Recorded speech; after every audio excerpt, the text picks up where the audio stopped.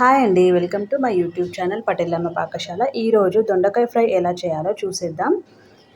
ఒక కళాయి పెట్టి నూనె వేడెక్కాక పోపు గింజలు, ఆనియన్స్, కరివేపాకు, ఒక గుప్పెడులో సగం పల్లీలు అయితే వేసానండి. దొండకాయ ఫ్రై కాబట్టి ఈరోజు పల్లీలు వాడుతున్నాను. నూనె కాగిన తర్వాత ఇప్పుడు దొండకాయలు అయితే పొడుగ్గా కోసుకొని పక్కకు పెట్టుకున్నానండి. నూనె కాగిన తర్వాత పోపు గింజలు తెలుసు కదా అండి, జీలకర్ర, ఆవాలు, మినపప్పు, శనగపప్పు, కరివేపాకు ఉంటే కరివేపాకు కూడా వేసుకోవచ్చండి. నేను పల్లీల నూనె వాడుతున్నానండి, అందుకే అలా పొంగొస్తుంది.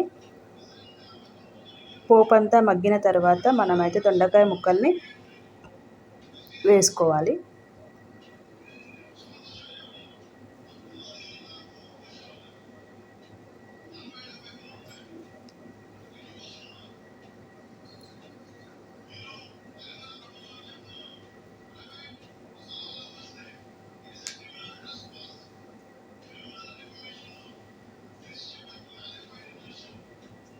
ఇప్పుడైతే కొంచెం పసుపు,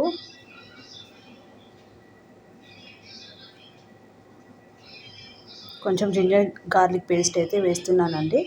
జింజర్ గార్లిక్ పేస్ట్ బదులు మనం వెల్లిపాయలు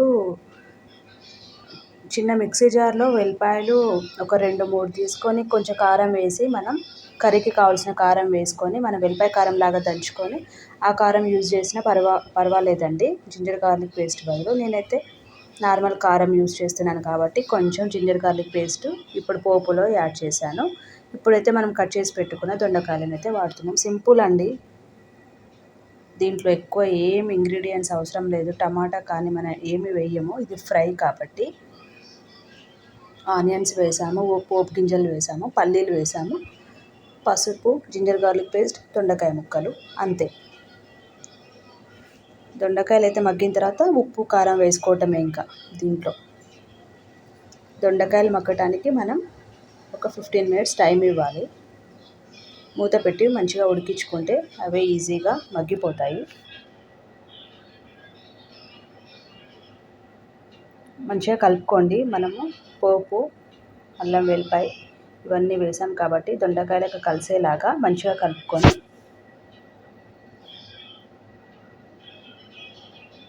మూత పెట్టి ఒక 10-15 నిమిషాలు మీడియం ఫ్లేమ్లో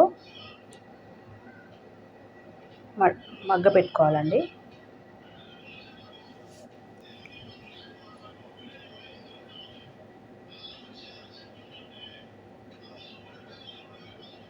కళాయి మందంగా ఉంటే దొండకాయలు అయితే ఏమీ మాడిపోవు, కానీ కళాయి పలుచగా ఉంటే మాత్రం మనం అప్పుడప్పుడు కలుపుతూ ఉండాలండి.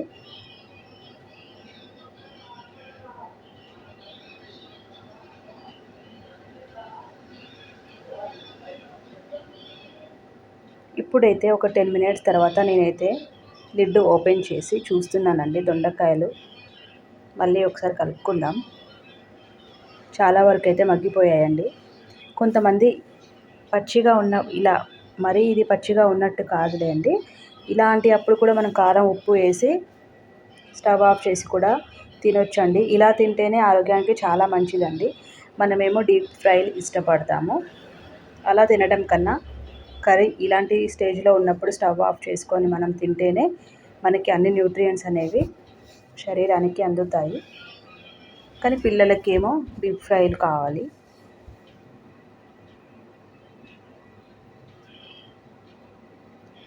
మళ్ళీ ఒక 5 మినిట్స్ లిడ్ పెట్టి ఉడకబెట్టుకుందాం, మగ్గనిద్దాం.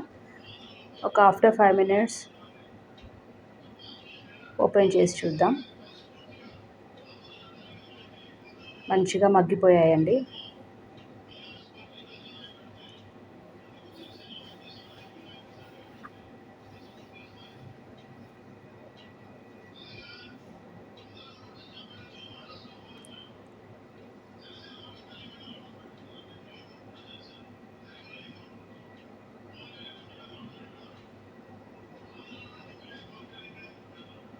ఇలా ఒకసారి మళ్ళీ మనం మంచిగా కలుపుకున్న తర్వాత సాల్ట్ తగినంత, కారం తగినంత వేసుకోండి.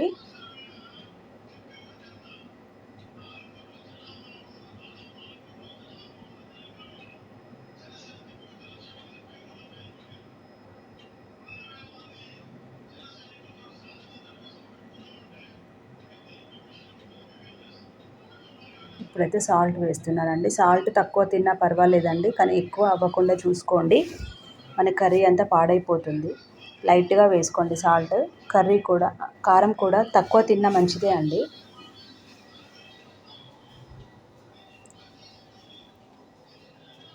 కారం అయితే నేను 2 టేబుల్ స్పూన్స్ వేసానండి.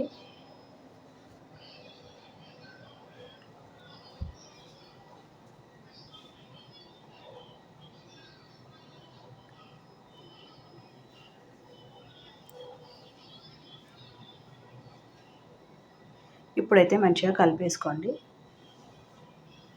దొండకాయలు కొంచెం తీయగా కొంచెం పుల్లగా ఉంటాయని కొంచెం కారం ఎక్కువ వేసాను.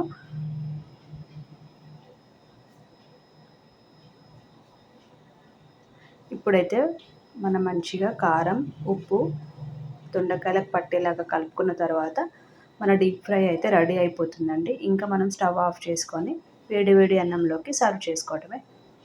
దొండకాయ ఫ్రై అయితే ఇలా వచ్చిందండి. టేస్ట్ అయితే అదిరిపోతుంది. మీరు కూడా ట్రై చేసి నాకైతే కామెంట్స్లో చెప్పండి. Thanks for watching. Please subscribe and share it. See you in the next vlog.